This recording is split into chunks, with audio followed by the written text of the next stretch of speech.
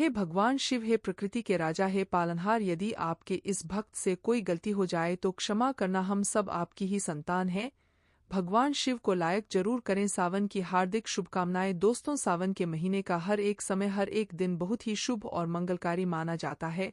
सावन का हर एक दिन उतना ही पवित्र माना जाता है जितना कि पवित्र गंगा माँ, पवित्र गंगाजल। सावन का महीना भगवान भोलेनाथ की महाशक्ति का महीना माना जाता है और सावन महीने में जितना ज्यादा हो सके सारे कामों का त्याग कर अगर कोई भक्त विशेष तौर से भगवान भोलेनाथ को खुश करने में लग जाता है तो उसकी कुंडली के वारे न्यारे हो जाते हैं।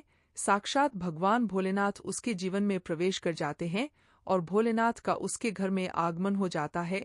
इसी वजह से सावन का विशेष महत्व रहता है। विशेष फलों को देने वाला, विशेष बल प्रदान करने वाला, कुंडली को सुरक्षित रखने वाला मात्र सावन सोमवार का व्रत विशेष है। यहाँ तक कि सोमवार का व्रत रखकर, सोमवार का व्रत करके मात्र कुछ ही पलों में, कुछ ही दिनों में हम कर्ज से बच जाते हैं। यहाँ तक कि भयंकर से भयंकर काल सर्प दोष भी दूर हो जाता है। यही वह समय है जिस समय भगवान शिव को जल अभिषेक करने से, पंचामृत अभिषेक करने से राहु दोष, मंगल दोष, शनि दोष, गरीबी का दोष और पितृदोष, काल का दोष मात्र सावन सोमवार का व्रत रखकर दूर हो जाता है। महाविशेष फल प्राप्त होता है। शिव प्रसन्न होते हैं। माता पार्वती तथा माता लक्ष्मी दोनों हाथों से धन की वर्षा करती हैं। दोस्तों, इसी तरह सावन के बारे में बताया जाता है कि जिस प्रकार आप अच्छे कार्य करके भोलेनाथ को प्रसन्न कर सकते तो दूसरी चीज है कि सावन के महीने में कुछ चीजें करने के बारे में कतई मना किया जाता इन चीजों का अगर आप सावन के महीने में पालन करते हैं तो परिवार में खुशियां रहती हैं, अन्यथा आपको दुख की प्राप्ति भी हो जाती है। दोस्तों, आज हम आपको बताने वाले हैं कि कितना भी जरूरी क्यों ना हो जाए, चाहे मौत ही क्यों ना आ जाए, कोई आपसे इन चीजों को उधार मांगे तो सावन के महीने में भूलकर भी ये 4 चीज किसी को भी ना दे, अन्यथा आपके परिवार में कंगाली देखने को मिल सकती है। महादेव भोले भंडारी कालों के भी काल आपके घर का त्याग हमेशा के लिए कर सकते हैं, वो रुष्ट हो जाएंगे। दोस्तों, आगे बढ़ने से पहले अगर आप भगवान शिव से प्यार करते हैं तो सच्चे दिल से कमेंट बॉक्स में लिखे ओम नमः शिवाय। सावन की हार्दिक शुभकामनाएं और हमारे चैनल स्माइल फैमिलीज को सब्सक्राइब करके इस बेल आइकन को जरूर दबाएं और कमेंट में अपनी राशि जरूर डाल दीजिएगा। यदि हमारे पास कोई उपाय होगा तो वह आकर हम आपके कमेंट के रिप्लाई में बता देंगे। दोस्तों, आज के समय में उधार देना या लेना हर व्यक्ति के जीवन में जरूरी सा हो जाता है। कोई किसी को उधार देता है तो इस बात के लिए कि उन्हें उनके जीवन में अच्छी चीजें वापस प्राप्त हो सके, तो इसकी वजह से वह उधार देते तो कुछ व्यक्ति सामाजिक सरोकार निभाने के लिए उधार देते हैं। लेकिन दोस्तों, क्या आप जानते हैं, सावन के महीने में अगर आप ऐसा करते हैं तो आपके जीवन में कंगाली विद्यमान हो जाती है, घर में क्लेश बढ़ जाते हैं। कम से कम सावन के महीने में तो ऐसा ना करें। दोस्तों, बात करते हैं सबसे पहली चीज की सावन के महीने में सबसे पहली चीज तो यह है कि भोलेनाथ से जुड़ी किसी भी प्रकार की कोई चीज आप किसी भी व्यक्ति को उधार ना दें। जैसे कि भोलेनाथ से जुड़ा किसी भी प्रकार का फल, भोलेनाथ से जुड़ा किसी भी प्रकार का वस्त्र और भोलेनाथ से जुड़ी पूजा की सामग्री आप भूलकर भी किसी को उधार या दान के तौर पर भी ना दें, क्योंकि माना जाता है कि अगर आप इस प्रकार की सामग्री दूसरे व्यक्ति को देते हैं तो आपके घर से भोलेनाथ दूसरों के घर चले जाते हैं और आपको वो नहीं प्राप्त हो पाता जो भोलेनाथ आपके लिए करने वाले थे। तो सबसे पहले आपको इस बात का ध्यान जरूर रखना चाहिए कि दोस्तों, इसी तरह सावन का महीना धन प्राप्ति का महीना भी माना जाता है।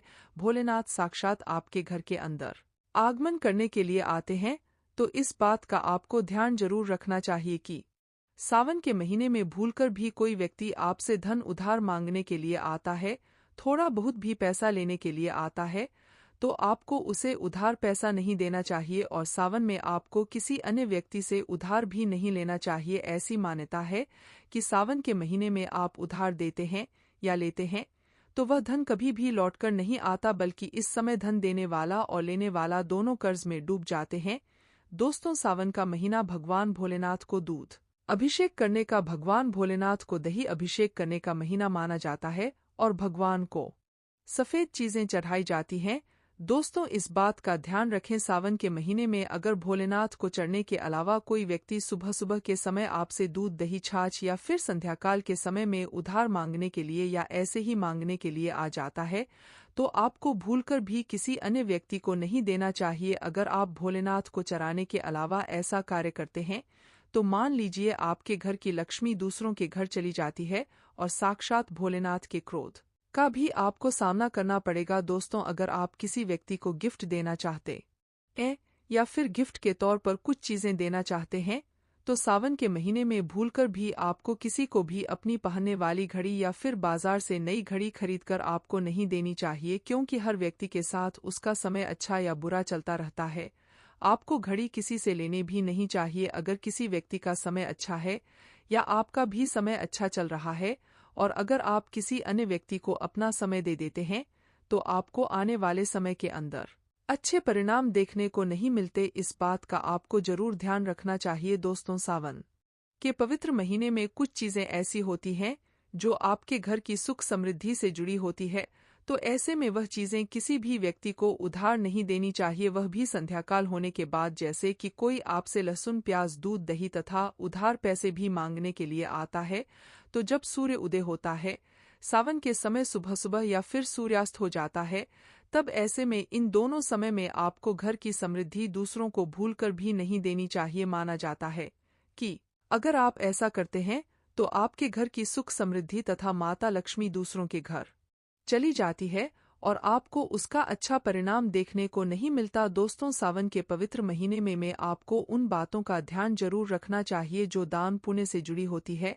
दान पुण्य करना हिंदुस्तान की परंपरा रही है। हर व्यक्ति दान पुण्य करके सावन के पवित्र महीने का लाभ उठाता है, लेकिन सावन में आपको 2 प्रकार के वस्त्र ना तो खरीद कर लाने चाहिए और ना ही किसी व्यक्ति से लेने चाहिए और ना ही किसी व्यक्ति को देने चाहिए। इसके अंदर पहली चीज तो होती है काले और सफेद कपड़े। आप विशेष रूप से ध्यान रखें, भूलकर भी किसी भी सुहागिन महिला को सफेद कपड़े उधार या फिर दान दक्षिणा के तौर पर नहीं देने चाहिए। माना जाता है कि अगर आप ऐसा करते हैं तो उसके वैवाहिक जीवन को यह प्रभावित करता है और उसके वैवाहिक जीवन में दुख आ जाते हैं, तो इसी वजह से इसका ध्यान रखना चाहिए। दोस्तों, विशेष तौर पर काले कपड़े आप किसी को भी दान के तौर पर या उधार के तौर पर सावन के महीने में नहीं देनी चाहिए। ऐसी मान्यता है कि अगर आप ऐसा करते हैं तो सामने वाले व्यक्ति के जीवन में कंगाली आ जाती है और देने वाले व्यक्ति के जीवन में राहु दोष लग जाता है और साक्ष भोलेनाथ उस व्यक्ति से क्रोधित होने लगते हैं। तो इस बात का आपको जरूर ध्यान रखना चाहिए। दोस्तों, महिलाओं की आदत होती है कि जब रसोई के अंदर किसी प्रकार का सामान कम या ज्यादा होता है तो अपने आस पड़ोस में मांगने के लिए आ जाती हैं। तेल, घी या फिर अपने घर की हल्दी, यह तीनों चीजें सौभाग्य का प्रतीक मानी जाती हैं। जिस घर में यह चीजें होती हैं, माना जाता है कि सावन के महीने के बाद उसके घर में सुख समृद्धि बनी रहती है। तो सावन के महीने में अपने घर से किसी को भी भूलकर भी इस प्रकार की चीजें आपको उधार ना तो देनी चाहिए और ना ही लेनी चाहिए। अगर आप यह गलती करते हैं तो देखते ही देखते आपके परिवार पर दुखद परिणाम देखने को मिल सकते हैं और आपके घर की सुख संधि दूसरों के घर चली जाती है। दोस्तों, सावन के महीने में बासी रोटी दान नहीं करनी चाहिए, ना ही किसी जानवर को खिलानी चाहिए। बासी रोटी हमेशा बासी ही कहलाती है। इसीलिए अगर आप भोले बाबा की कृपा पाना चाहते हैं तो ऐसे में ताज़ी रोटी तथा ताज़े बने चावल ही खिलाने चाहिए। इससे भगवान भोलेनाथ बहुत खुश होते हैं। दोस्तों, सावन के महीने में अगर आप किसी व्यक्ति को दान देने की सोच रहे हैं तो आप नए कपड़े दे सकते हैं, लेकिन ध्यान रखें काले और सफेद कपड़े ना दे जो आपके अपने पहने हुए और अपने पुराने कपड़े भूलकर भी किसी को भी दान के तौर पर या फिर पहने हुए कपड़े किसी को भी ऐसे ही नहीं देने चाहिए। ये माना जाता है कि अगर आप अपने पहने हुए कपड़े किसी अन्य व्यक्ति को देते हैं तो याद रखिए आपके पहने हुए कपड़ों के साथ आपकी समृद्धि जुड़ी हुई होती है। अगर वह दूसरों के घर चली जाती है तो आपको कंगाल या फिर इस प्रकार की चीजों का सामना करना पड़ता है जो आपके परिवार के लिए अच्छी नहीं होती है। तो हमेशा इस बात का ध्यान रखें, अपने पहने हुए कपड़े कभी किसी को ना दे। आप चाहे तो सावन में बाजार से नए कपड़े खरीद कर दान दे सकते हैं। दोस्तों, सावन का महीना सुहाग के लिए विशेष माना जाता है, तो किसी भी सुहागिन महिला की माता लक्ष्मी से जुड़ी चीजें आती हैं जो सुख समृद्धि को बढ़ाती है और यही चीजें मां लक्ष्मी को आमंत्रित करने का कार्य करती हैं। तो ऐसी चीजों से जुड़ी हुई कोई भी वस्तु आपको किसी भी महिला को नहीं देनी चाहिए। सुहागिन महिलाएं विशेष तौर से ध्यान रखें कि अपने माथे पर लगाने वाला सिंदूर तथा गले में धारण करने वाला मंगलसूत्र और तीसरी चीज अपने पैरों में पहनने वाली पायल और चौथी चीज पैरों का बिछुआ और चूड़ियां सुहाग का प्रतीक मानी जाती हैं। दोस्तों, यह 5 चीजें किसी भी सुहागिन महिलाओं को भूलकर भी, ऐसे ही चाहे आपकी बहन ही क्यों ना हो, पहनने के लिए नहीं देनी चाहिए और ना ही किसी अन्य महिला की पहनने के लिए आपको लेनी चाहिए। इस बात का आप ध्यान रखें तो निश्चित तौर पर आपको इसका प्रभाव देखने को मिल जाएगा और देखते ही देखते भोलेनाथ की विशेष कृपा भी आपको देखने को मिल जाएगी। दोस्तों, जो व्यक्ति सावन के महीने में डेली वाले नमक को दान करता है तो उसके वारे न्यारे हो जाते हैं। भगवान भोलेनाथ की कृपा उसके ऊपर सदा बरसती है। सावन में नमक का दान हर हाल में आपको करना चाहिए। अगर आपको सुख समृद्धि की इच्छा है, भगवान भोलेनाथ की असीम कृपा पाना है, तो सावन में नमक का दान करना ना भूले। नमक का दान करने से पहले उसमें दक्षिणा अवश्य डालें तथा थोड़े चावल भी दान करें। नमक का दान सर्वश्रेष्ठ माना जाता है। आप रातों रात अपना भाग्य बदल सकते हैं।